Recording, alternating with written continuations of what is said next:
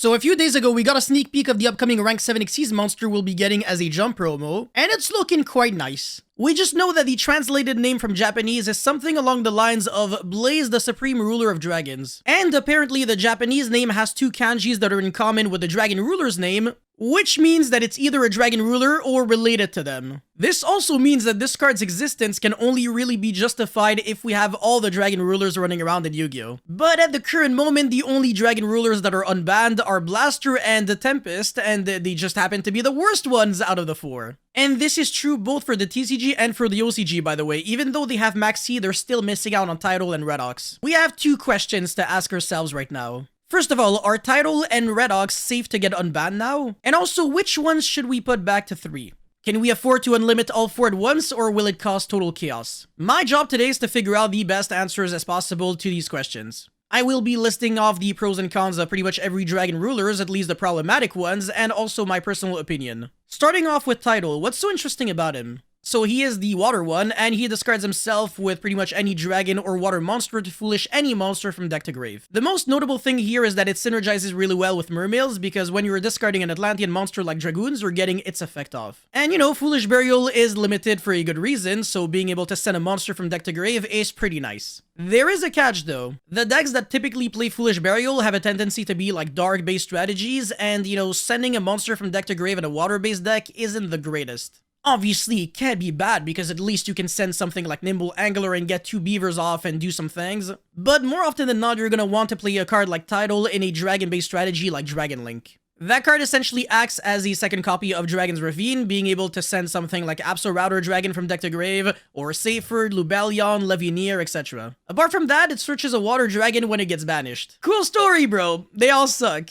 Alright, the next good Dragon Ruler has to be Redox. This one is the Earth monster, and in case you didn't know already, the Earth attribute is one of the best and most supported attributes in all of Yu-Gi-Oh! So in other words, it's kinda destined for greatness. And as a matter of fact, unlike Tidal, which has a Foolish Burial effect, this one has a Monster Reborn effect. Generic Monster Reborn, no drawback, no restriction, no nothing. Yeah, I'll take that any day of the week. Funny enough, I could actually see this card being good in the Tearlaments deck because you could be discarding stuff like Kelbeck or Agido and then not only mill a bunch of cards but also revive back a monster. And what I find funny is that on the surface it might look worse than the Vernalizer monsters, but in reality it does things that those monsters cannot do. Again, it doesn't lock you under anything, so you can play this card generically. And you don't have to discard an Earth monster, you can also discard a Dragon monster, meaning that once again it is very good in the Dragon Link deck.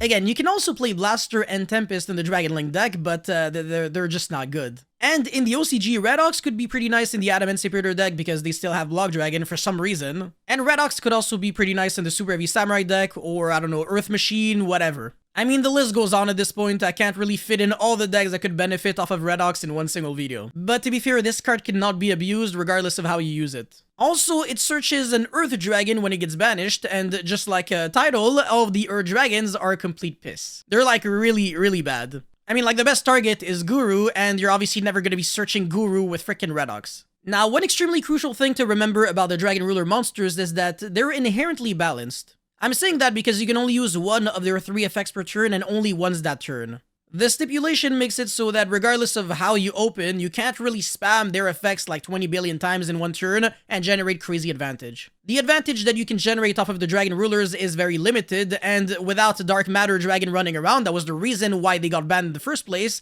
I can't really see how you're doing that much. So honestly, I just say, you know, we can unban these 2 boys. Like right now. And for the other 2, aka Tempest and Blaster, you know, there is a very good reason why they were already unbanned for the longest time. It's because, again, they're ass and nobody cares about them. Okay, now for the second question. Should we just stick with 1 copy of each of the Dragon Rulers, or just say screw it and unlimit all of them? So obviously the safest option is to gradually semi-limit and then unlimit them. And you know, worst case, if they become degenerate, we just revert them to like 1-ofs or 0-ofs.